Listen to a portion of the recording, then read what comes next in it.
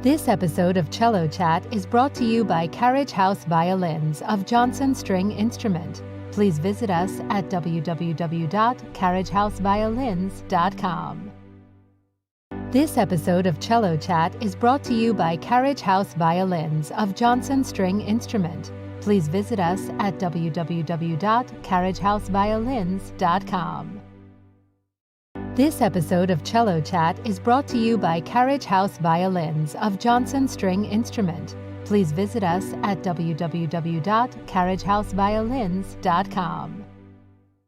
This episode of CelloChat is brought to you by Carriage House Violins of Johnson String Instrument. Please visit us. The cello, or to be more specific, my love affair with cellos.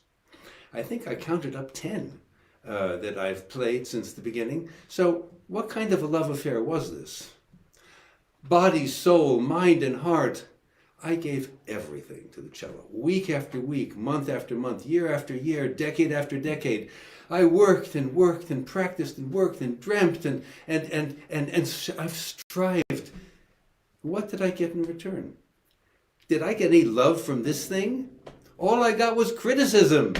Michael, you're not good enough. Michael, practice this. Michael, practice that. You don't know how to touch me. You've got to go back and work some more. Of course, all of this was not conveyed to me in English. It was conveyed through my ears. And I'm not a quitter. I kept going. That's why I called it an unrequited love affair, because the love I have offered the cello, well, of course, I'm joking. I've loved this quest, this struggle. And of course, sometimes the cello rewarded me and sounded good, and it made my day. One thing that playing the cello has taught me, which some of you might find a bizarre thing to say, it's taught me to be happily dissatisfied with myself. By which I mean the sheer difficulty of this quest, of becoming a good musician, of playing the cello on a high level. The whole nature of it is to be dissatisfied with your playing and to work to improve. And this cycle of continually being happily dissatisfied with myself and working and working and working. And I did improve. Of course, you work as many years as I have, you keep getting better. But anyway, so when I say an unrequited love affair, I'm joking. I've loved this quest. I'm still engaged in it, becoming a good musician, which is what I've wanted to do with my life. It's a dream that never ends, and my dream hasn't ended either, of becoming a good musician. Anyway, I thought I would entertain you now. Tales of all my cellos. Let's start with cello number 1. I totaled cello number 1. I'll tell you how. So I was around 10 or 11 when I started, and we lived on the west side of Manhattan in New York City. And I took lessons at the Manhattan School of Music, which at the time was all the way over on the east side of the city someplace. I don't remember where, but I had to take a crosstown bus. So one day, and of course I didn't have a hard case, one day I was standing in a bus stop, happily twirling the cello around, got faster and faster, and fell over. I totaled it. I have to be honest with you, the only thing I remember about that cello is that I destroyed it. And that's cello number 1. So, cello number 2, I moved to Morocco when I was 12. It's a long story which I'm not going to tell you on this occasion. I ended up living in Morocco for 4 years. Well, taking somebody who just started the cello a year and a half before and putting them in Casablanca, Morocco in 1954, that was like putting them on a desert island. For the next 4 years, I never knew one person who studied an instrument. There was no orchestra, there was no chamber music, there was no concerts, there was nothing. Well, we had a record player. So how about cello number 2? Well, my father went out and bought a cello, and he paid $55 for it. I'll never forget that. Now, $55 in 1954 was, of course, more money. Maybe you have to multiply by 10, 11 or 12, something like that. It was money. And my father found a cello teacher for me. His name was André Baleur. They were French. This is not long after World War II. Many French musicians had escaped from France, either from Nazi-occupied France or from the Vichy, the collaborationist regime that collaborated with the Nazis in France.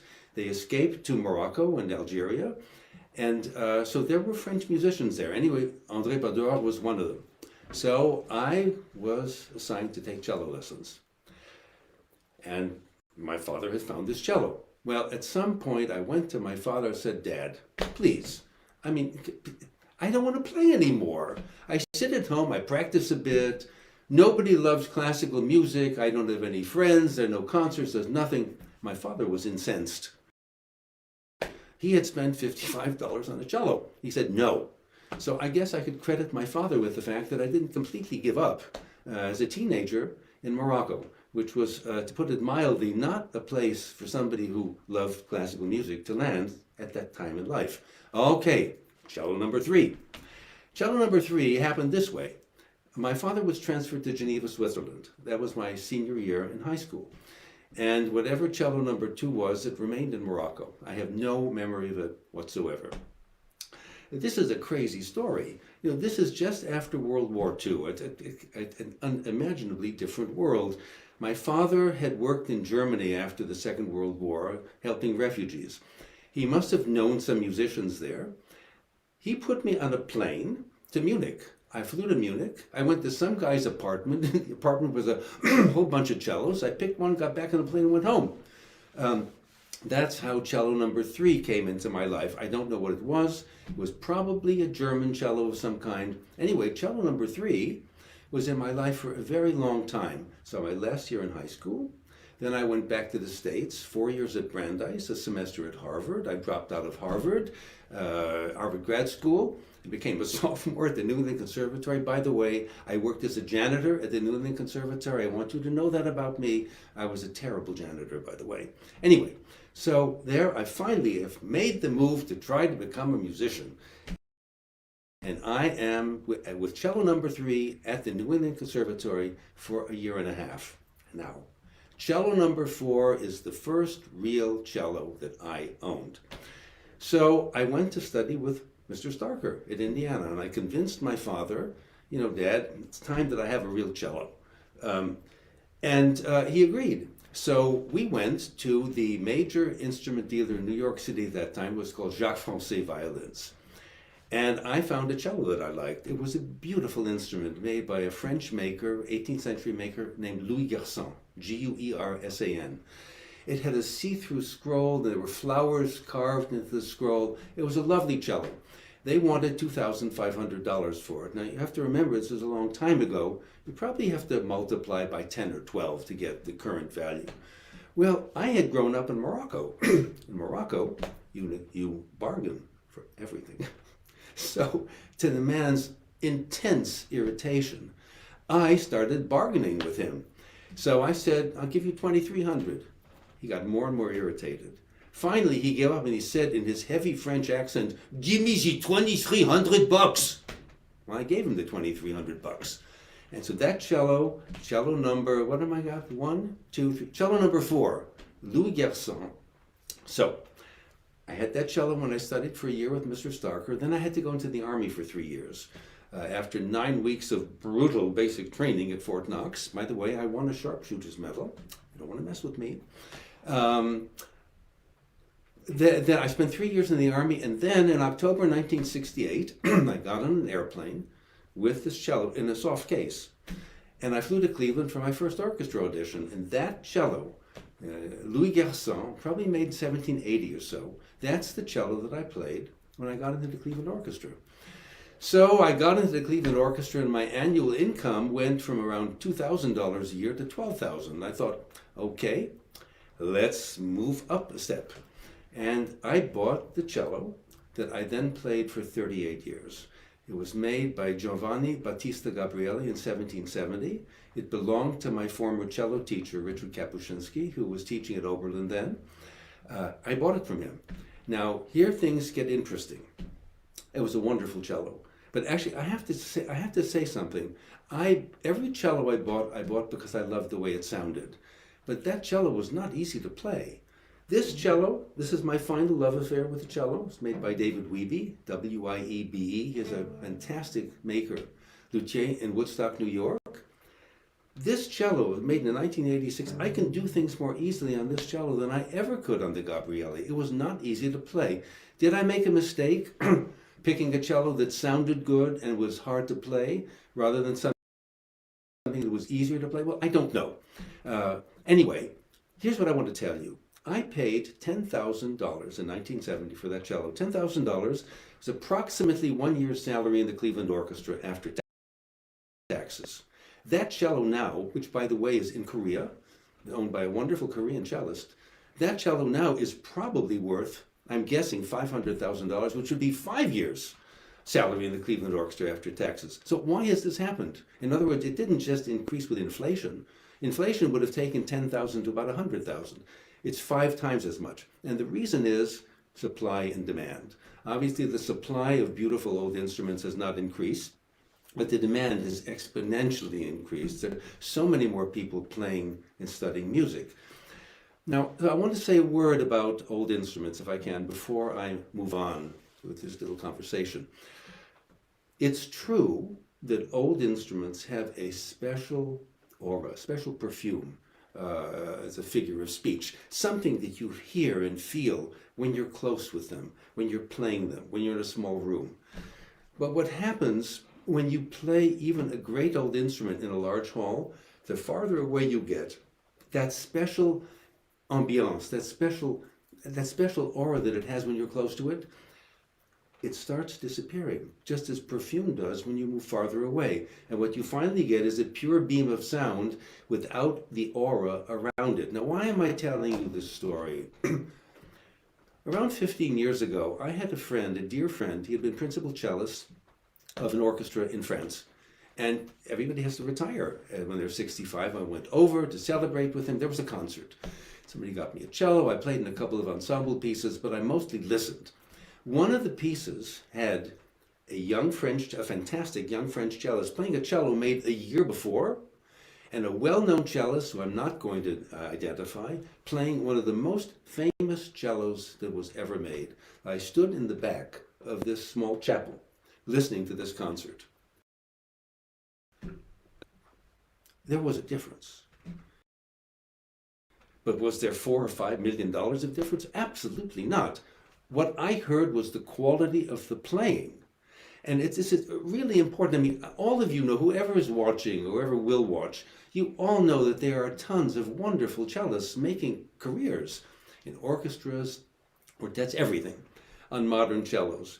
But I have to tell you, this was the most dramatic time in my career as a cellist, when I had an opportunity to compare a cello made 12 months before, but played on a very, very high level, with an old cello, also played on a high level. And the difference was not that great if you got very far away. Now, of course, this is my profession, but for most people, I really wonder whether, how many people would have even noticed. What you hear is the person playing and the quality they're playing, the intensity, the beauty. I'll tell you another story, but I bet these stories are familiar to you. Yeah, there was an audition many years ago that I went to. Didn't win it. It happens. And the room was full of people. It was a big job. And there was every kind of cello you can name, short of a Stradivarius. Everybody. The person who won it played a modern cello. A modern cello made a few years before. So the point that I'm trying to make is, as wonderful as old instruments are, and I played one for many years and I loved it. And actually I have a YouTube site with around 80 performances. In all the performances I'm playing the Gabrielli, you can hear what a beautiful instrument is. But when things are recorded, the microphones are not that far away. So why am I telling you these stories? Because don't hesitate to buy a modern cello, because people are making and have made great careers and can sound great on them. They are obviously much, much less expensive. In my experience, you can get somewhere between $25,000 and $50,000.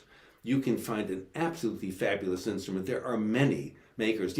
So what's happened is, as the older instruments became impossibly expensive, then there was a rebirth of instrument making. Actually, I see I have some questions. Okay. Here we have from Rhonda Brannicky. My teacher played a Weeby. I played on it and could never see the exceptional aspect of that maker. Seems to be an American orchestral cellist choice. I could only ever play on old cellos with great pleasure. Well, fair enough. Question from Chris Cortez. Okay, well, Rhonda, you're making my point. First of all, it's not just an orchestral instrument. I play chamber music and concertos on it.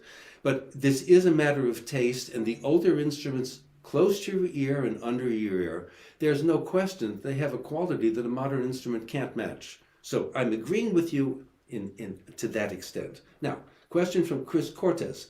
Advice for gaining more pinky independence and agility in fast passages. For example, I have always struggled with upping the tempo in the Feuillard trill studies without eventually tensing the up and pump. Well, you know what? My entire life, Chris, I did finger exercises. You can do, there are all kinds of books. Mr. Starker has an excellent book. But, and by the way, Mr. Starker insisted you should never do more than 15 minutes a day. Whether it's, there are all kinds of books of these kinds. Fritz Maag has excellent exercises in his book, Cello Exercises. But the thing is strengthening your fingers as a part of your daily practice. Rather than just hoping that you'll get stronger or more agile in the pieces you play. My entire life, even now, I still do some finger exercises every day. What's a famous book that I have? I'm sure you will find books that specifically challenge all four fingers individually and in relation to each other, and you will find that your hand and your agility will improve. That is what I did. In fact, one of the things I've emphasized in my cello chats, other chats, is to work away from your pieces on the skills that you need to acquire in order to play the pieces. I mean, the biggest example I made was octaves. So, if you haven't practiced octaves and you play the Dvorak concerto, Rococo variations, Saint-Saëns concerto is a passage in octaves, if you start from zero with a skill that you haven't acquired, it's impossible. So my suggestion to you is, what is that? What is the book? Kosman. Yes, Kosman. Kosman has a book of finger exercises. It's very good. I did them for years. So have 15 minutes a day, perhaps guided by your teacher. Don't strain yourself and don't overdo. Because, the hand is a delicate instrument. You can hurt yourself. I hope that helps. Now, what do we have here? Okay. Question from Will Hayes. What advice would you possibly have for one of my adult beginner cello students who doesn't know what to ask? I invite all my students to these chats, but she doesn't feel worthy to participate. Well, you simply tell her there are no dumb questions. There are only dumb answers. And I can understand feeling shy about it, but so, if she doesn't know what to ask, then prompt her and say, how about asking this, or how about asking that, or why did we talk about this? Why did we talk about that? Teaching is it's a wonderful challenge because you have to find a different approach, hopefully, with every student to help them along. Teaching at the university level, which I did, is a slightly different thing. And actually, I never taught adult amateurs. But I would just be encouraging to her, and above all, to share with her what a beautiful quest this is, and how exciting it is to make progress. Even right now, at this point in my life, I make little bits of progress. Most of my progress came long ago. Many years, I wouldn't have gotten into the Cleveland Orchestra if I was still working on basic skills. But little things. My intonation is getting better. There's certain things with the bow I can do now. Every day I try to improve with some skill that is important and significant to me. Will Hayes. David Weaver loaned me one of his cellos for a recital series. Beautiful tone. Okay, well, right now I don't see any more questions, so let me go on. So, the Gabrielli was the cello that I played for 38 years. And then around 11, 12 years ago, I realized that most of my playing career was over. I had played in several string quartets, orchestras. I taught, I gave recitals, I played concertos, I did all kinds of things. But, by the time I was in my late 60s, I decided, no, it's time for other people to do these things. I had my chance and I loved it. So I sold the Gabrielli, and I said, it's now in Korea. I didn't sell it. By the way, if I could make a parenthesis here. The dealers the instrument dealers, they earn they earn what they charge. Because selling oneself, I have to tell you, sorry, this is maybe not uninteresting. I tried to sell some bows and cellos that I had myself. It's the first time in life that people looked at me like a used car salesman. I mean, these were legitimate, beautiful instruments. And yet, once you try to sell something, people are suspicious of you. And it was extremely unpleasant. But that's what the dealers are there for. And there are many reputable dealers. They charge you a fee, of course. But, you know, first of all, you can go back to them if you're unhappy with the cello. They will stand behind it. They will give you papers. They have, if it's an older instrument, which is a risky proposition, I'll have to say something about this. They will have done the research to assure you that what you're buying is actually what you think you're buying. I have to tell you an anecdote. It's kind of an unhappy anecdote. I have a friend who was a wonderful cellist. He bought a cello that he thought was an 18th century cello made by a well-known maker. I can't think of the maker's name right now. It was the maker who has a double purfling around the edge. I just can't remember. Anyway, it came time for him to sell it. A question was raised about who really had made it. Well, there are sophisticated techniques now of authenticating instruments that didn't even exist, I don't know, 20, 30 years ago. So they took a tiny piece of wood from this cello. To my friend's horror, they found out that it was made in the 20th century by a master luthier in Italy who was expert at copying old instruments. So I have to say, if you buy an old instrument, especially if you go back to the 18th century, you have to be very careful now. You have to have modern papers. It has to be re-authenticated. For instance, when I sold the Gabrielli, I had papers actually from 1920s and 1930s. They researched it, and fortunately, my cello was made by Gabrielli in 1770, no question. But I have more stories that I can tell you that are worth telling of people who have bought old instruments at a time when authenticating them was not as sophisticated as it is now, and found out to their distress later that the instruments were not what they thought they had bought. Now, does that mean that the people selling them had been dishonest? No, it doesn't. They didn't know any better either. So you really have to be very, very careful. You know, for instance, I just sold, a dealer sold for me a beautiful French cello. Oh, actually, let me go back to the cellos. Any other questions? Not yet. Okay, so I sold the Gabrielli. That was, 1, 2, 3, 4. That was cello number 5. And that I played all the way through my entire career, starting in the Cleveland Orchestra, everything else that I ever did. Tours with Orpheus, so on and so forth. Well, so I decided I didn't need such an expensive instrument, and it had become valuable. So it was sold, and then I bought a cello made by Mario Gadda, supposedly with supervision from his father, Gaetano Gadda, who was a very well-known maker. It was a beautiful cello. I mean, it was really a beautiful cello. But it didn't suit me. And I had always wanted to own a French cello. French cellos in the United States, except for Jean-Baptiste Vuillaume, for some reason have a bad reputation. I don't know why. They don't have a bad reputation in Europe. They're all over the place. But I had been told that there was a maker, his name is long, Charles Jean-Baptiste Colin-Maison. Colin-Maison, or they say Colin-Maison. Anyway, I was told that if you could find one of his instruments, that his better instruments are almost as good as the lesser Vuillaumes. Well, I started looking around, and by God, I saw a beautiful Colin-Maison cello listed on a website at a dealer in Alexandria, Virginia. I got right in my car. I drove there. I played it. It was just what I was looking for. I drove to New York, and I showed it to René Morel. Some of you may not know that name. He was a famous luthier. He died sometime in the last 5 or 10 years. But of course, he was French, and he knew everything there was to know about French instruments. So I wanted to be sure. But that was made in 1886. And it was signed by him. René said, of course he made it. And I bought it immediately. So I sold the Gadda. Gadda was cello number, 1, 2, 3, 4, 5, 6. Cello number 6 was the Gadda. And then I bought the Colamesa. And that is the cello that I played more or less for the last 10 or 12 years.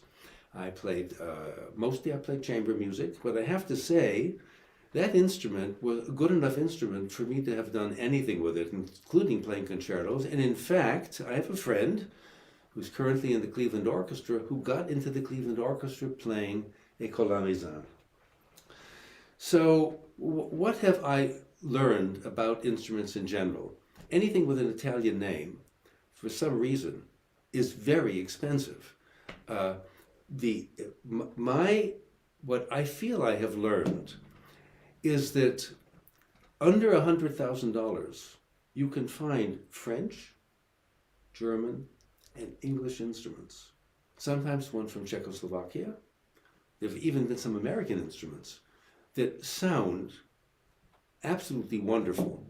But I'm sure all of you know this. The price of an instrument is determined only by two things: who made it and its condition.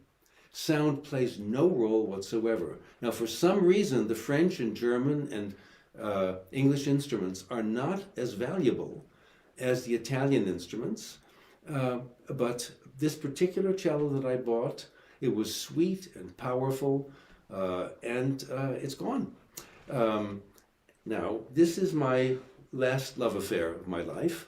There have been several comments about David Wiebe's cellos. You know, it's a matter of taste, isn't it? What happened is everything became so expensive. I mean, when I was a young guy, I don't think there were that many modern makers. I could be wrong, but I don't recall, because when my generation was young, it was possible to buy older instruments, and they were expensive, but they were not crazy expensive like they are today. But what happened is these years have gone by. Oh, just a second. I see there are more questions. Sorry. Okay, Rhonda. Okay. I agree about accessibility and cost being lower. But the Wiebe, I think, is a matter of taste. But what are the special things about a Wiebe cello? Well, you put your finger on it, Rhonda. It's a question of taste. For example, I played many of David's cellos. I thought they were good instruments. When I played this particular one, which he made in 1986, I immediately knew this was the one. The sound that came out, what I could do, was exactly how I wanted to sound as a cellist. So you're making the correct point. It's all a matter of taste. This particular instrument, I bought it immediately, by the way. By the way, this is maybe going to strike some of you as odd. Every cello and bow I ever bought, I knew immediately that it was the right one for me. Why? Because I knew what I wanted to sound like. And so you play cello after cello or bow after bow. That's not how I want to sound. And suddenly something falls in. Oh, that's it. That's the sound I'm dreaming of in my head. And I can make that sound. So everything that you're saying is correct. It is a matter of taste. But, to answer your question, this cello can do everything. It is powerful. It is sweet. It is even. So that's about all I can say. Now, question from Will Hayes. How do you decide what the program of recitals, where do you find inspiration? I'll answer the second question first. Music. It's the music that inspires me. I once had a student ask me, Mr. Haber, where do you get your energy? Well, from the music. I mean, I'm just an ordinary guy. Maybe when this CelloChat is over, I'll go to the grocery store and buy some broccoli. I'm just an ordinary guy. But if I listen to Bach or Mozart or Beethoven, any composer, I become a different person. I become thrilled, excited. I feel deeper. I feel more expansive. And above all, I feel like I want to be a musician. That's why I became a musician. So the first thing of all, it's the composers. There are thousands. There have been hundreds of thousands of people who have played musical instruments over the centuries. But the people who last, they're the composers, because without them, we have nothing to do. So it's the music that gives me inspiration. Choosing a recital program, well, over my life, I've tried to play almost everything. I mean, everything was within my limitations. I mean, to give you an example, maybe I could have, I just didn't try. I never played the Kodai solo sonata. maybe if I had spent 2 years on it, but I was doing other things.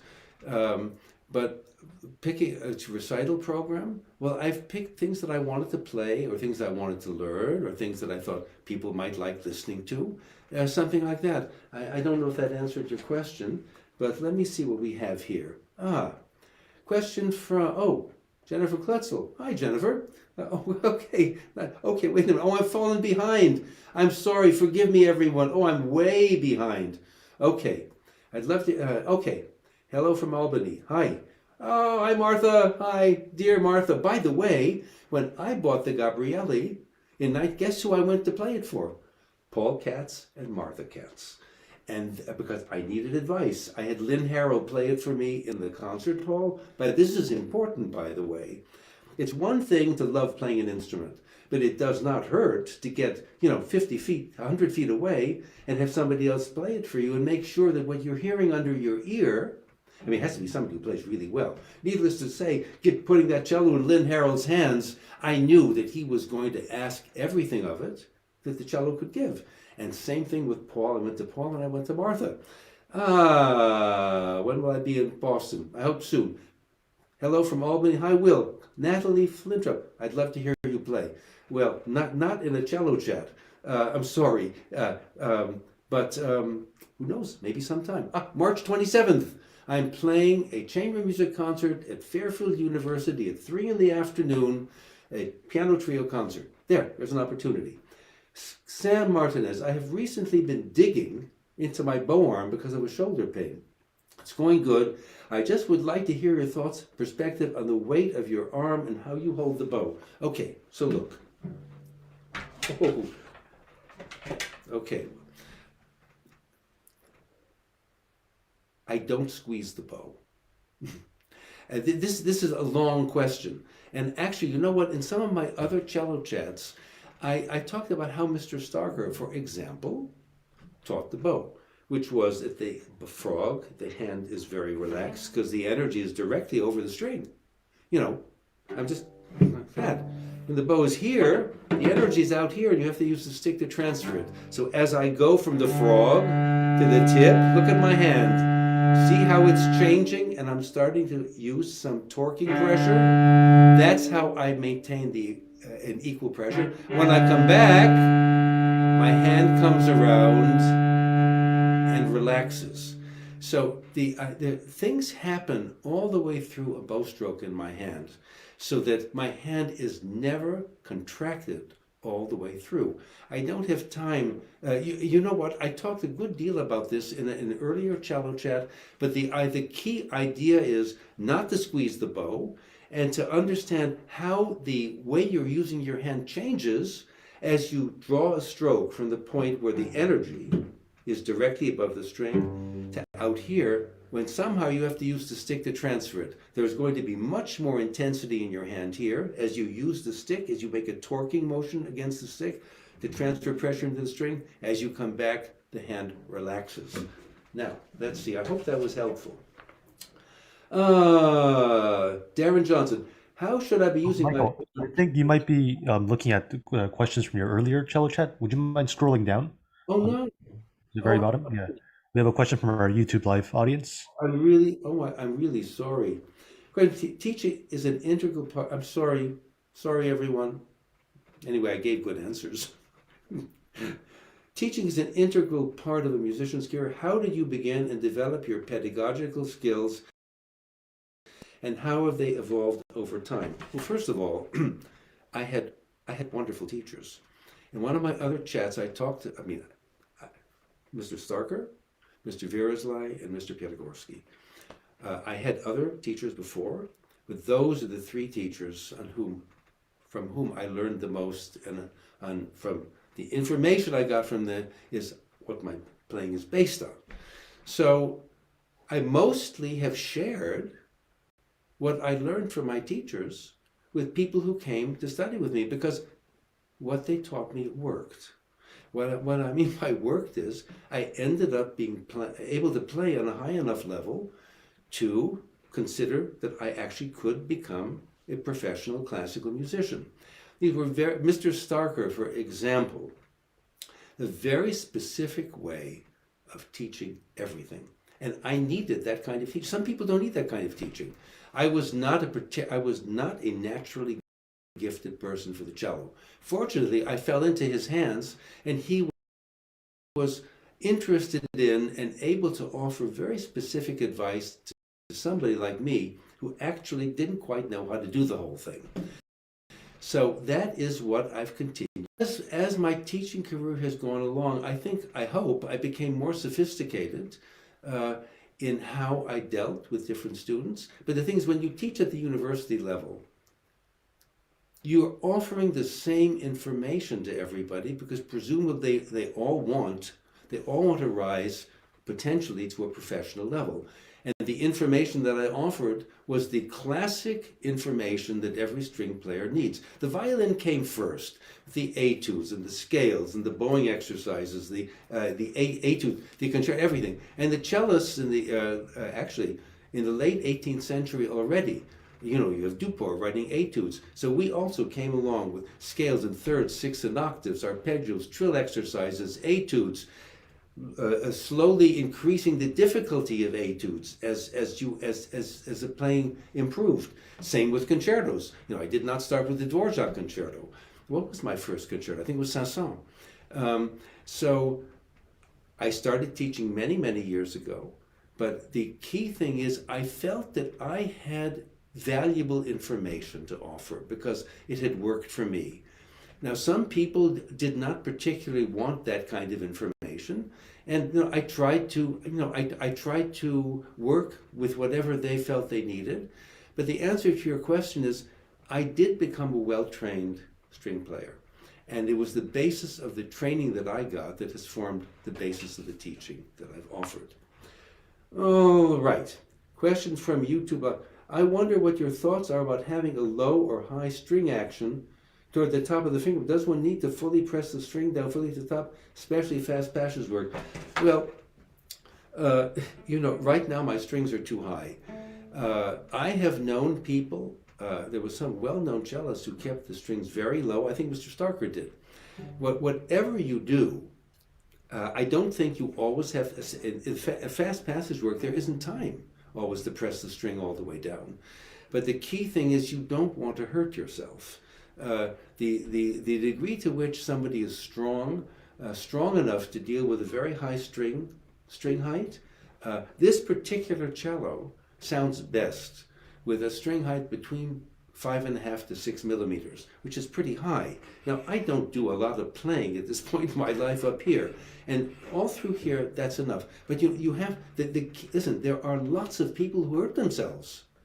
Believe it or not, there was an article many years ago in the New York Times about the percentage of which instrumentalists hurt themselves. The pianists were the top, and then the string players came next. And it comes from forcing. Oh, I have an anecdote I have to tell you, and it's on topic. So when I bought the Garçon, I went to Indiana. I came back during a winter vacation with a friend of mine, so much more advanced cellist, because he felt the cello could sound better. So we went to Jacques Francais, and my friend played it, and he sent it back to be adjusted, played it, and finally Jacques Francais came out and said, "What do you want from the poor cello? It isn't a trombone." So look, in my teaching, two biggest problems that I found, that people got discouraged, didn't practice enough, that people did not do the basic nitty-gritty work, and scales, thirds, sixths, and octaves, arpeggios, trill, okay. And above all, they tried to play too loud. If you want to be loud, this is not your instrument. Now, you listen to a recording of the microphone here, of course it sounds enormous, in a small room or a small hall. But how many times have I gone to hear a cellist, even a famous cellist with a famous cello, play a concerto and the orchestra drowned them out? This is an instrument of subtlety and beauty and nuance. Now, you do have to explore the full range of what a cello can do, but forcing turns this instrument into something that is unpleasant to hear. And that basically comes from pressing. By the way, I watched some of Carter Bray's class last time. He emphasized you make volume with bow speed, not with pressure. And I always emphasize bow speed over bow pressure. I do, if I played fast, I feel, no, I'm not pressing the string all the way down. Here I definitely am. But fast passage work, I think the string responds and the notes speak without actually pressing them all the way down. But I want to emphasize, I never injured myself. I mean, I've been playing now for many, many years. I have Mr. Starker to thank for that. And what did he have to offer? He had to offer a sense of how you use your body in relation to the cello. Exactly what muscles you use, how you use your hands and your arms, how you practice, how much you practice. I have had a few students who came to me so injured that they could not continue playing. So my answer to your question, I spoke a bit too long maybe. Yes, thing notes can sound, but be careful not to keep the strings too high because you could hurt your hands. Okay, that is the most recent question that I have. So I'm going to continue with my little cello story. So, yes, the Cornet was a wonderful instrument, and it was really inexpensive. The reason I'm telling this story is the Italian instruments, whether they are good, bad, or indifferent. In this country, it's not true in Europe. In this country, they have an added prestige because the greatest instruments in the past were made in Italy. But I would beware. Don't go shopping with an empty wallet, okay? When you go looking for an instrument, be sure you know how you can spend. Because if you start playing instruments that are beyond your budget, it'll be very, very frustrating. Anyway, I was really happy with this French cello. As I said, I have a friend in the Cleveland Orchestra who's there now who got in playing a Cornet. Now, where the Weeby is concerned, I talked a good bit about it, but it is a matter of taste. I wanted power. I wanted an open voice. I wanted ease of playing. I wanted evenness across the four strings. And I wanted to be able to play both powerfully and gently and have the instrument respond. And that's what this cello offered to me. So that's why I bought it. Anyway, this is certainly my last, romance with the cello. There's one more. I think I'm up to 9. Oh yes, there was a German factory cello that somehow fell into my hands. I don't think I played it very much. But yes, I think I've played 10 cellos over the course of my life. And so that's my story of my love affair with the cello. Now, what else can I talk about that might be interesting? Well, I started talking about my teaching career. And I have to say, above all, it was students becoming discouraged. I taught quite a few people who were talented and bright, but it's difficult. It takes a lot of work. I'll give you an example. Lynn Harrell was probably the most facile.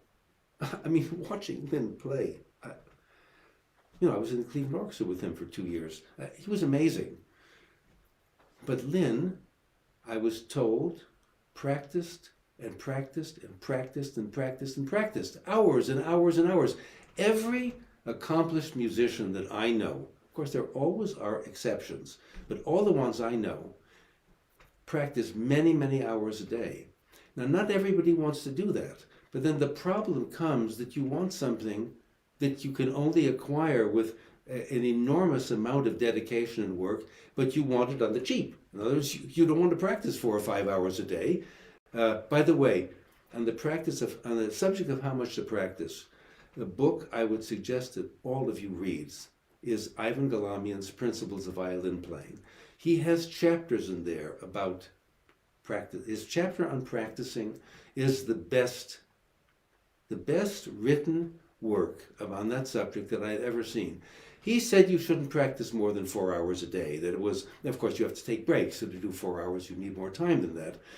But that is what I saw in my teaching career. That students couldn't adjust to how difficult it was going to be. Many did not, although I offered a classical approach to mastering the stringed instrument, and we all know what that is. I had trouble getting a lot of my students to devote at least half their time. In an earlier chat, I mentioned I read an interview with Jascha Heifetz. He devoted half of his practice time to technical work and the other half to repertoire. Okay, just a second, let me see. Okay, question from Jeff Wood. Do you have any recommendations for now shopping in New York City? Well, you know, there are well-known violin shops. The principal one now is Rare Violins of New York. And then there's another one on 57th Street. I can't think of the name. There are smaller ones. Rare Violins of New York is a very reputable shop. And in fact, one of the owners, is an excellent cellist, Bruno Price. There are smaller shops also. But if you buy an older instrument, you must make sure that the papers that come with it are recent.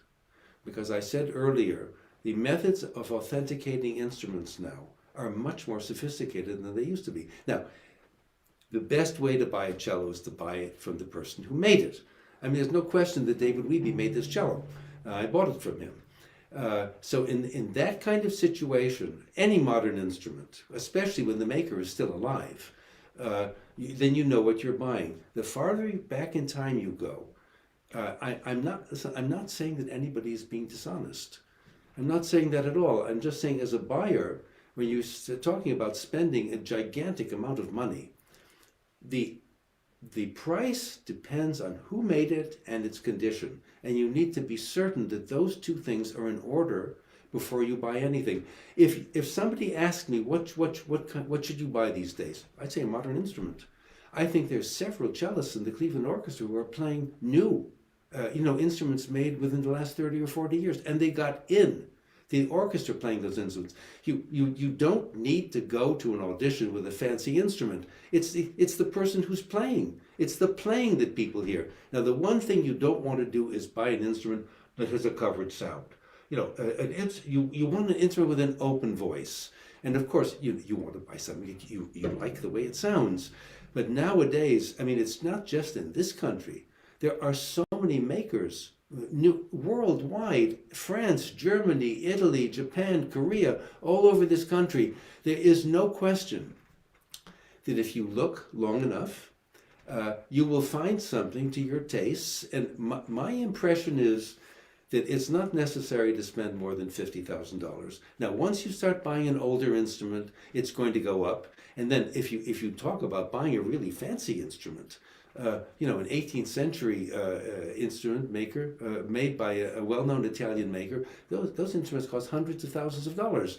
Well, if you have hundreds of thousands of dollars to spend on a cello, more power to you. The only point I'm making is what one doesn't hear the instrument. You hear who's playing. It's like my story with in France. This young French cellist was playing a brand new instrument. He sounded great. And the instrument that he had, which was made within 12 months of the concert, it had an open voice. I'll tell you a little anecdote that I was told that Rostropovich told an instrument maker. He said, "You make loud, I make beautiful." Now, you don't necessarily, by the way, I believe it's true. It is you, me. We are the ones who make the cello sound beautiful. It is what you do with it and to it that produces something that is worth listening to. It's not the instrument itself. There was another story. So I met Heifetz or Milstein. Somebody said, "Oh, what a beautiful instrument." He said, "Funny, I don't hear anything." It's holding the violin. Anyway, let me see. Are there any other questions? Okay. Oh, here we go. Hello. Rebecca Sopranos. Do you have any tips for a perfect bow control? What is the elbow's role in this? How do you find the great concerto playing with rather than not forcing the instrument? Is it balance? Okay, where forcing is concerned, your ears have to tell you. If it starts sounding tight and ugly, I'm not about you, me. It means you're pressing and squeezing. So it is with fluent, flowing bow motions where the emphasis on speed is on bow speed and not on pressure that makes an open sound. Perfect bow control. Well, I don't know who your teacher is. There are different approaches to this. I learned a lot from Mr. Starker, and if you feel like it, you can look at an earlier, I talked a good deal about this, but Mr. Starker was not the only great cellist. Leonard Rose had a wonderful bow-arm, André Navarra, Piatigorsky, you name it, Zara Neltsova, Rostropovich, Pierre Fournier, Maurice Gendron, Paul Tortelier. So there's more than one approach, but the key thing is you have to find a way to deliver energy into the cello without forcing. The moment you start forcing, the tone turns harsh and ugly. Now, where playing concertos is concerned, I hope I'm answering your question. The great concerto playing with resonance, okay, the cello is not a loud instrument. What my job, I'm not accusing you of anything, was to find within my limitations, I'm not like Lynn Harrell or like Rostropovich, within my limitations, what was the maximum range where I could still make a beautiful tone from pianissimo to fortissimo, and that the sound should still be beautiful. That's what you're looking for. Now, you play a concerto, the orchestra can always drown you out, so you have to have a sympathetic conductor and sympathetic colleagues. Mr. Starker did not have a gigantic sound. Rostropovich did. By the way, Rostropovich admired Mr. Starker. Rostropovich said, I admire Janos Starker. I just wanted to make a meteor sound. And he, in fact, made a meteor sound. But the key thing, it's hard with my talking to you this way, whomever you are studying, they also are emphasizing beauty. Beauty of sound, poetry, nuance, feeling, color, but not power. If you want, the cello is not a powerful instrument. A pianist can drown you out. Anybody can drown you out. So we're getting through. Your colleagues or your conductor has to be sensitive to allowing you to shine. And where the use of the bow arm is concerned, in an earlier cello chat, I spent a lot of time talking about how Mr. Starker taught the bow arm. It was one successful way, and it's still I've changed my bow arm. I learned a lot from other people. For instance, my friend Robert Gardner. I learned a lot from him. But the basic idea of not squeezing and of the hand changing the way it feels throughout the stroke, from very relaxed here to more tense here to relax, and my hand never feels the same way at any point of the bow. It's always changing, and I never get tired. I hope that answered you. Oliver Eichhorn, would you please repeat the title of the exercise book that you mentioned earlier in your cello chat? Well, the one I mentioned was Janos Starker's, what's it called? He has a book of exercises. You can find it. It was my book that my teacher wrote.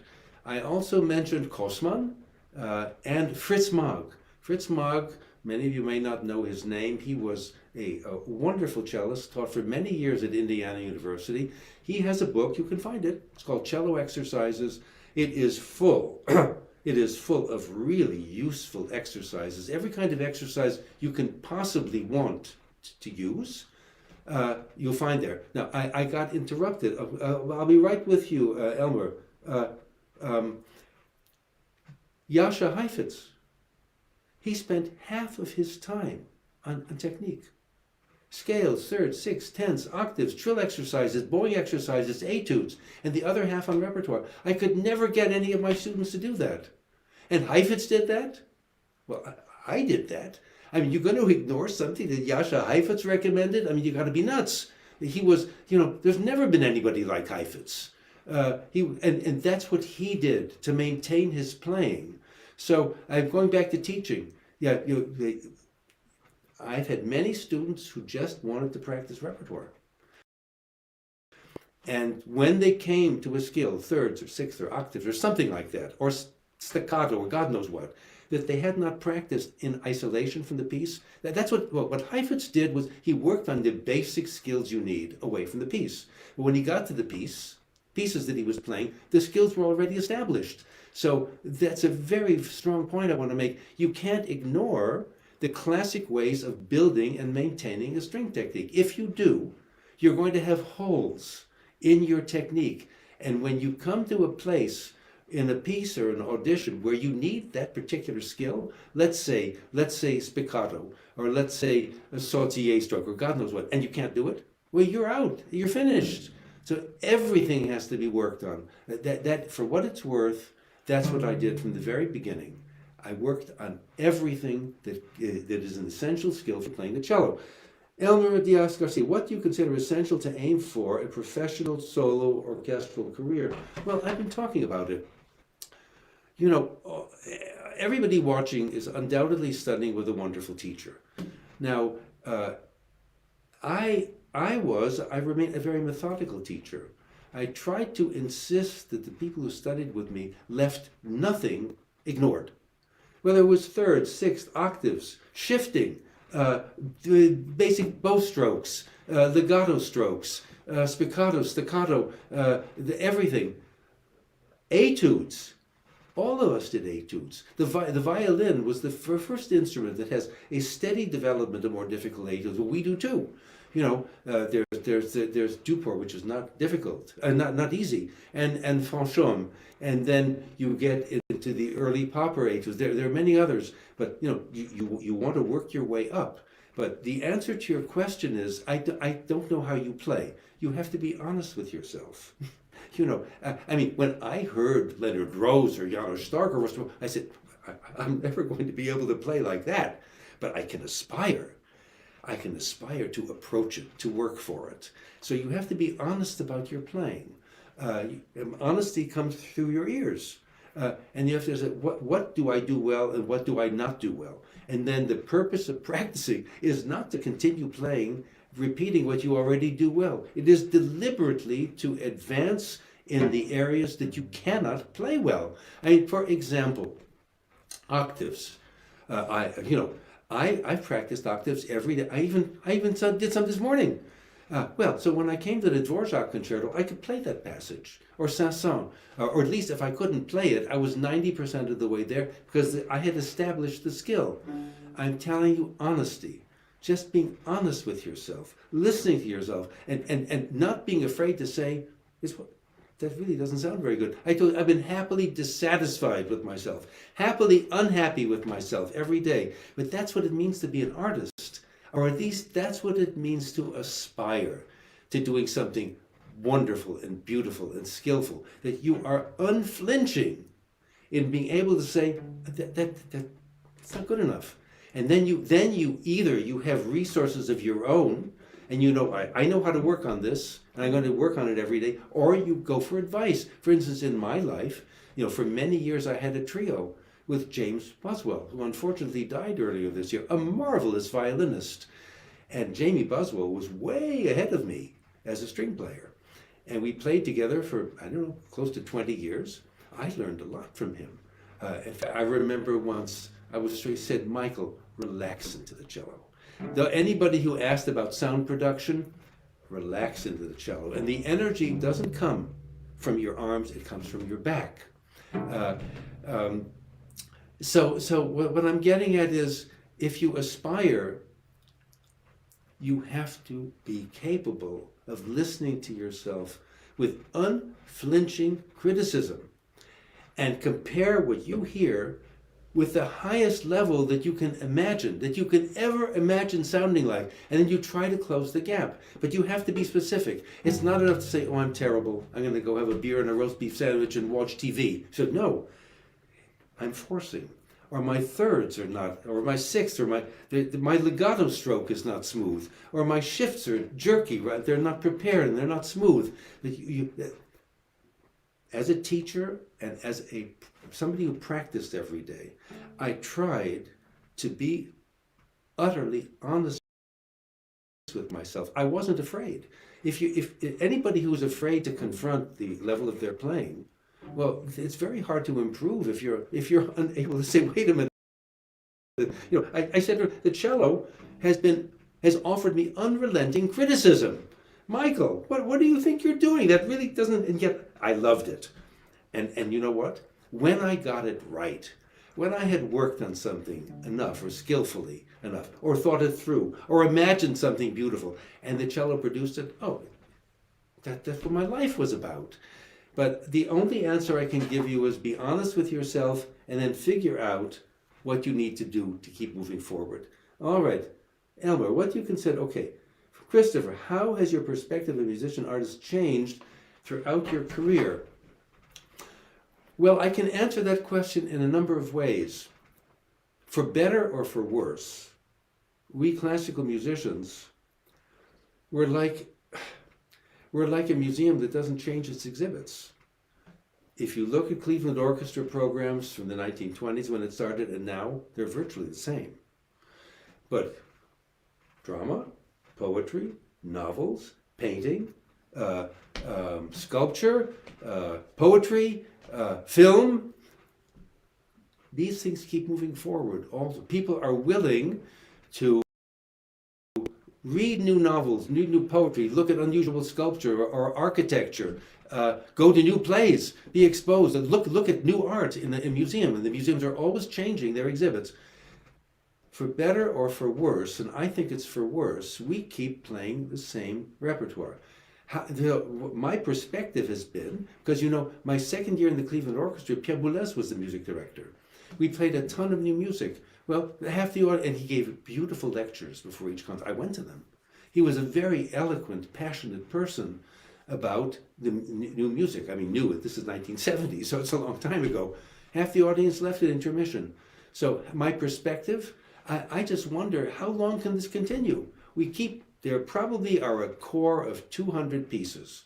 At all symphonies, concertos, chamber music, operas, ballets, everything. Piano works, there probably are no more than 200 pieces that are played again and again and again and again and again. And they're wonderful. And I like them too.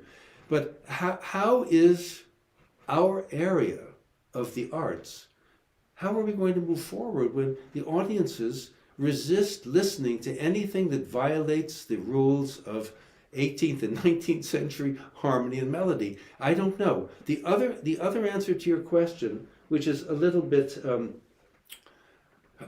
well, I came along, Paul Katz, Martha, we all came along in the 1960s when we were young, and everything was going like this.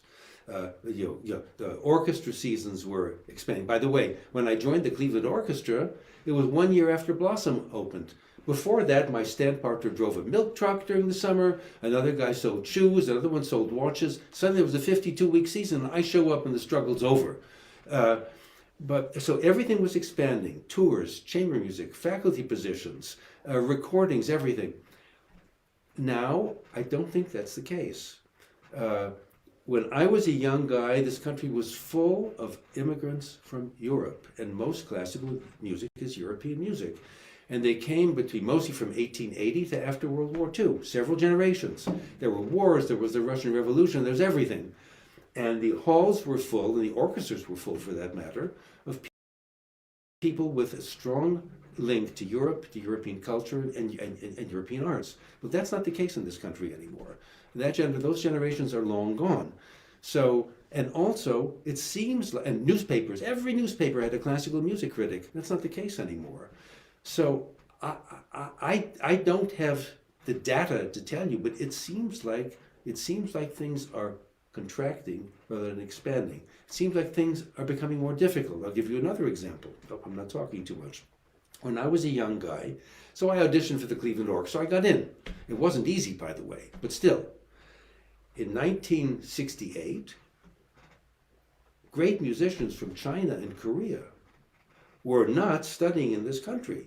There were some wonderful musicians from Japan. Well, the situation has changed now. There are great musicians, great teaching, great playing going on all over the world. And the competition now to get any kind of a job I'd like to think I could still get a job today. I got a job when I got my job. But there's no question that there's more competition, that the cello is played by hundreds of people on a very, very high level. Do the professional opportunities exist? Well, you young people have to answer that question for yourselves. I don't know. But for me, all I know is that every other art advances, and we stay put. And is it our fault? No. The audiences refuse to listen to new music. And there was a long period of music that was composed, some of which I actually like, that many, I mean, for instance, Berg wrote a string quartet, I think in 1913, something like that. It's a piece I love. People still find it impossible to listen to because he already broke with the rules that music had been composed with for all those years. So those are two comments that I can make. Okay. Most of them can't even make. Okay. I was wondering, do you teach the kid is more and more hard nowadays than 20 years ago? I mean, the parents doing their child too much and they don't listen to any of my suggestions. You know what, to be honest with you, I never taught children. I'm sorry that I didn't. I have an adorable daughter, an adorable 10-year-old granddaughter. I'm sorry that I didn't teach children. I concentrated on teaching older students and preparing them to win jobs and on my playing. So I don't really know. Most of them can't even maintain 30-minute practice every day and then blame teachers. Any advice? Well, what age are you talking about? I mean, if you're talking about a 9 or 10 or 11-year-old, I mean, come on. They're kids. They're little kids. And I'm sorry, I'm out of my depth here, but I strenuously object to forcing people to do things. Forcing people to play, forcing people to practice. It backfires. Either music can be on some level a joy, a pleasure, even if it's 15 minutes a day. My little granddaughter doesn't practice that much, but she sits down at the piano and likes the idea. Maybe when she's older, she's only going to be 10 and maybe when she's older she'll want to do more. But don't force people. Violence is never good. Okay, here we go. Langley, I really appreciate your shared wisdom. Well, okay, thank you. I just wonder if you have some building block suggestions to develop. Well, thirds and sixths, there are different ways to play them. In other words, I prefer thirds and sixths that are more in line with the overtone series, but some people prefer them closer or tighter. So work on them, but work on them every day. I used to tell them, 5 minutes a day, I said to my student, 5 minutes a day in octaves, 7 days a week. I promise you, in weeks and months go by, you'll be able to play them. Whether they did it or not, I can't tell you. But start working on them. Then you have to decide how you want them to sound, because there are perfect intervals. There are octaves and fifths and fourths. Those are no question what they should sound like. Thirds and sixths and seconds and sevenths, those are negotiable. So just start working on them. But I can't really show you right now. Rhonda de Geyer, I've got Fritz Monk's book, excellent. Carol, which studied with him. We both American cellists living here in Europe with our own cello student. I last studied in the U.S. with Vladislav Spielsman, cellist partner Alexander, who joined the I'm not sure what the SLSO is, in the 1960s. Wonderful, these European greats like Hungarian Starker. Good, thank you. Do you have a website, or how can I contact you? Bill Schultz. Bill, it's MP Haber, M-P-H-A-B-E-R, at UAkron, like University of Akron, UAKRON.edu. M-P-H-A-B-E-R at UAKRON.edu. I'd love to hear from you.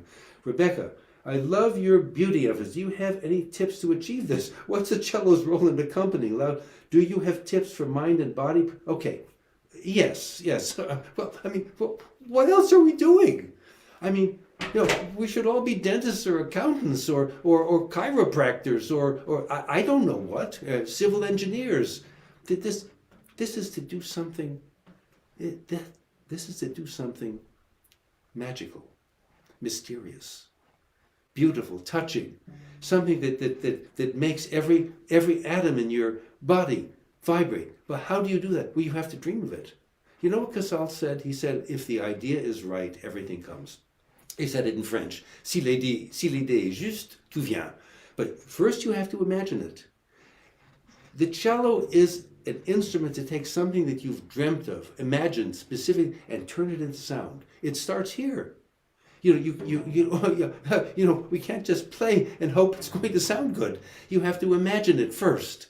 So that's the, okay, let me just see. So tips to achieve this. The tip is, I started the cello seriously when I was 22. But before that, I listened to tons of music. recordings. I went to concerts. I had a vast musical culture, I mean, in terms of what I'd listened to, before I ever even tried to become a musician. It helped me, I knew all the Beethoven string quartets, the symphonies, Haydn's, everything. But I couldn't play the cello yet. But that memory of what this music sounded, how it touched me, what I wanted to sound like, how I could touch other people when I played myself. It all starts here. I would listen to more music. You have to have a dream. This is about having a dream of meaning and beauty in sound. And then you master this cello, or any instrument. You master because you can turn that dream into something that you can hear and somebody else can hear. What is the cello's role? Well, the cello's role, it depends what you're talking about. You know, in a symphony orchestra, the cello plays all kinds of roles. Harmony, sometimes we get great melodies, like the opening of the second movement of the Brahms Second Symphony. It's an extremely varied role. In the string quartet, of course, it's the bass. But you know, the cello's role depends entirely on what's happening in that piece of music, and what the composer assigns the cello's role in every piece that you play.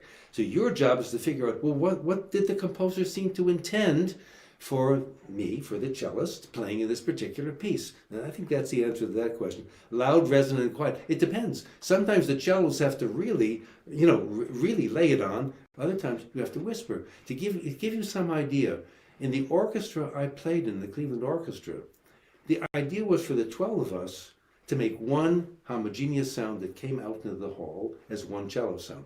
If I heard myself, I was playing too loud. I mean, I had to have some sense, but my job was to meld my sound with the other 11 people. And it was a wonderful, any great cello section is that way. But that was my job then. My job was not to stand out. It was to supplement the other 11 and make the 12 of us make a sound that in the hall, when the cellos had the melody, it sounded like one rich, big cello. Do you have any tip, mind and body? Okay, you cannot, okay. I spent my whole life, I'm a pretty intense guy. You probably picked that up. Well, intense is tense. I've spent my whole life trying to find a way to understand that when I touch the cello, I can be intense, but not physically tense. Any physical tension that you have, it goes right into the cello. And then either it blocks your left hand and you play out of tune and you miss your shifts, or you squeeze and you make an ugly sound. I studied with a man, Janos Starker, a fabulous person and cellist. His whole emphasis was to understand how to use yourself. And that is what I'm telling you, I've been playing seriously for around 60 years. I've never injured myself once. And it's thanks to him. And how do I do that? I have sensors. Like sensors all over my body. And there's a readout in my brain. And as long as the needle does not go into the red area, if one of those sensors, if I get you to bing, the reader goes right into the red area. That is going to block my playing. So yes, I don't know, how many there's so many great teachers. Everybody must have a way of talking about this. But basically, you can't be if you are tight when you play the cello, the cello unfortunately mirrors exactly the way it is touched. Oh, thank you, Bob the Main. What a great cellist you are. Thank you. Lizzie Teo, could you share breathing techniques and maintaining endurance, stamina when playing alone? Okay, you know what? Lizzie, the idea is to breathe normally. Why wouldn't I breathe normally? If I get okay, well, but if I'm playing, why would, if I'm not tight, if I maintain a balanced posture and I'm playing, and why do I need to pay attention to my breathing? I'm going to breathe normally, in and out, because until you start compressing your chest and your lungs and your back, okay, right now, oh, look at me, I can't breathe. but I have spent a lifetime every day when I practice making sure that the way I approach the cello, that I'm playing within the rule book of my body. I mean, here's Michael Haber, person. Here's Michael Haber, cellist. Why should there be a difference? If suddenly you become, if you become a different person, if you go from this to this, well, it's going to sound just the way it looked. So, no, I do not have a breathing technique. I try to make sure that nothing that I do when I'm playing the cello interferes with my normal breathing. Stamina, okay, stamina when playing a long piece. Well, I have to tell you, Lynn, I have to go back to Lynn. Lynn practiced, the person from whom I told this story in another chat.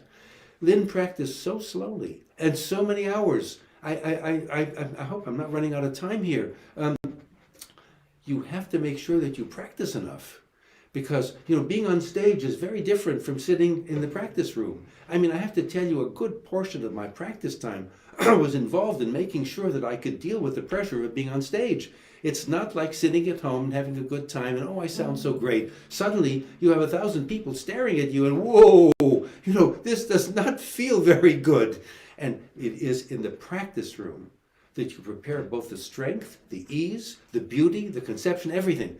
And then you go out on stage and you do the best you can to replicate everything that you prepared to do. When I was playing radio, I have to tell you, I knew what I was doing every moment. I knew a part of the bow, I prepared my shifts, the shape of my hand, everything. But I had examined it in the practice room.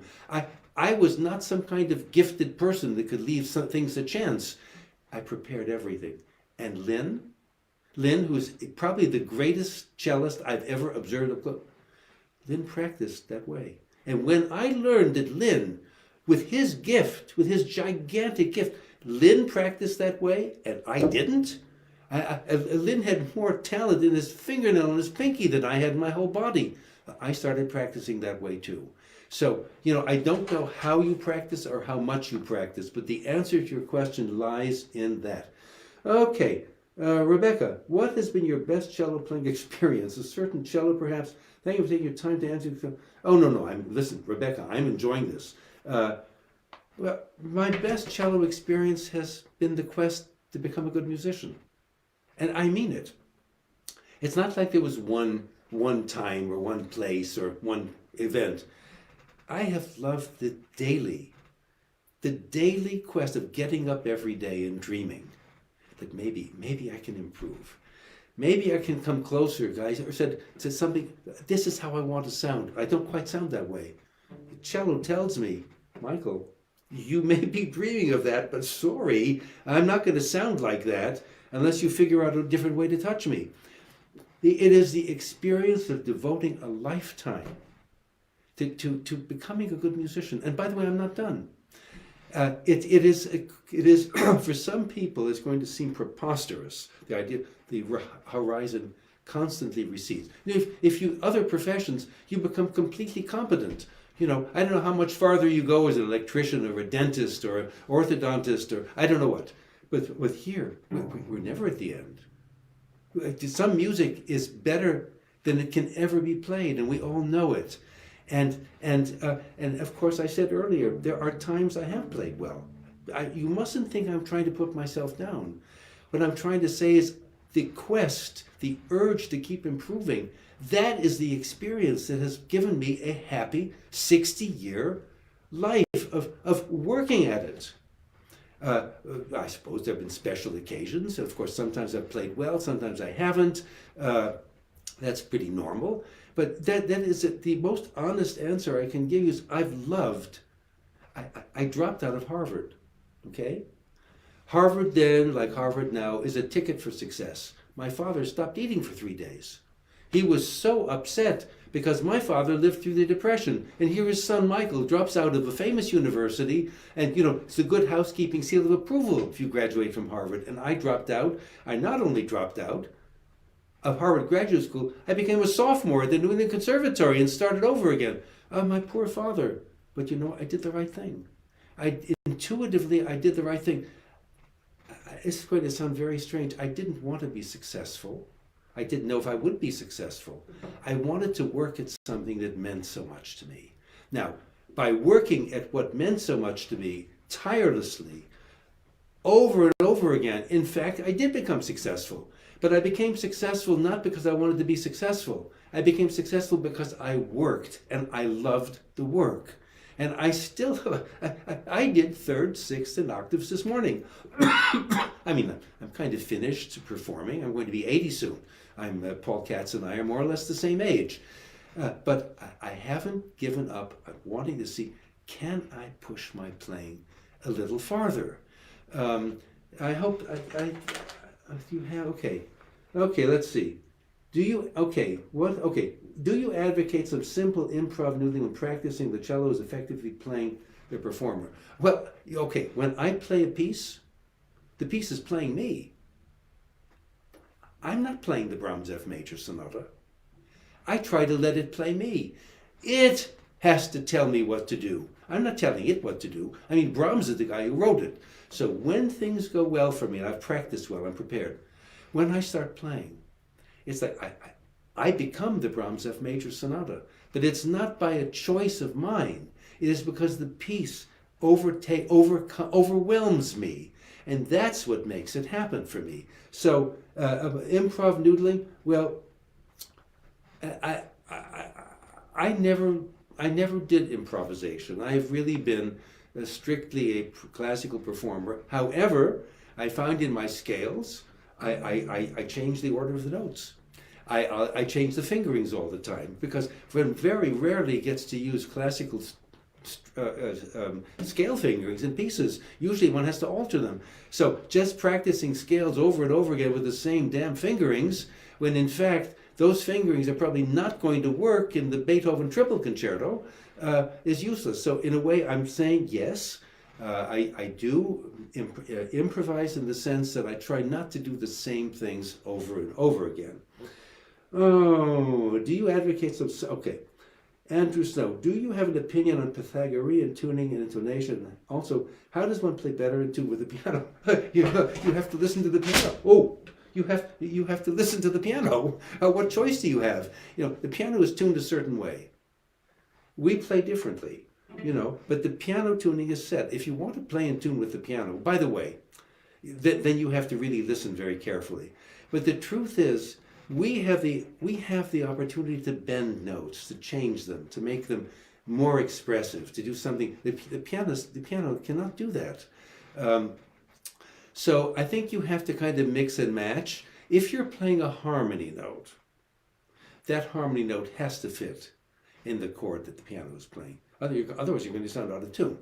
If you're playing a melody, there is no reason why you cannot make your half steps a little smaller or do whatever you want to make the melody more expressive. So it depends. Harmonically, you must play in tune with the piano, which it means listening. Listen, nobody can play any better than they can hear. Nobody can play any better. So I have improved my hearing over the course of my life. There's some intervals, for instance, that I had trouble with. But I've improved that. And then the other thing is, what did you say? Pythagoras, to be honest with you, intonation, I'm sorry, I'm going to quote Nick Rosen. Nathaniel Rosen, if you don't know his name, won the Tchaikovsky competition, one of Gregor Piatigorsky's most famous and successful students. He said, good intonation is what sounds good. I'm sorry, I don't have a system. Every piece is different. Harmony notes must fit in the harmony. Melody notes, there's much more freedom. But I've not done any Pythagorean tuning, I'm sorry. Elmer, I have recently encountered issues regarding controlling my nerves and playing in public. I am aware that if I endeavor to play at a professional level, I should work on. Could you share some tips to improve this? Well, okay, first of all, it depends how nervous you get. Nobody that I know escapes from anxiety before they play.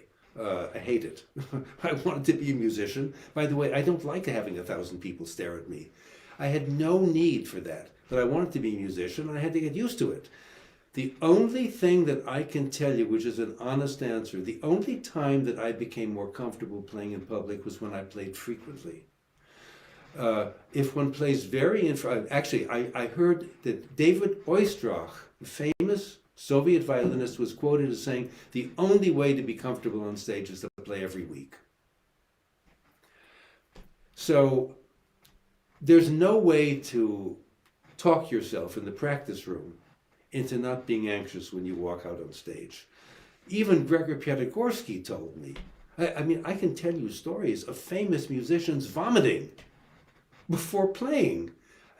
They were fine when they got out on stage, but before they got out on stage, they were petrified, because once they got on stage, they knew they could do it. But for me, there were periods of my life where I played very often, especially chamber music. I became very comfortable with it, because I trusted that I could do it. If you play infrequently, it's hard. The only thing that you can do is to make sure that you practice well and you practice enough and keep doing it. The other thing, which is cruel, but I'm going to quote the story. I read once that some pianist went to Arthur Rubinstein. I hope he's still remembered. He was the great pianist in the last century, and said, "Mr. Rubinstein, I become so nervous. I can hardly deal with it on stage." And Rubinstein said, "Go do something else." That was a kind of cruel, but really, this is something that you have to learn to deal with. I had to. It wasn't easy. Some people just love being on stage. I'm not an example of that. However, I have a module in my pocket, and I can pretend to be an extrovert. I'm more introverted than extroverted, believe it or not. I walk out on stage and suddenly I'm like this. And what did Gregor Piatigorsky do? He held his cello up. He told me that he struggled with feeling insecure about playing his whole life. That's what he told me. So, welcome to the club. It's difficult. If you want this enough, then you have to continue and not give up. And I'm just telling you, it's difficult. And the more you play, the less difficult it is. What do we have here? I think that marks the end of the questions. If you can give any closing remarks. Yes, my closing remark is I want to wish all of you a happy holiday and a happy new year. And I hope all of us will have a much better year next year than we've had the last 2 years. I want to wish all of you success in your careers. And please, practice. Practice enough. Practice well. Ask your friends. Ask your teachers. Hone your practicing to a higher level and stick with it. And never give up. If this is what you want, just continue. And Happy New Year. And thank you very much for watching the chat.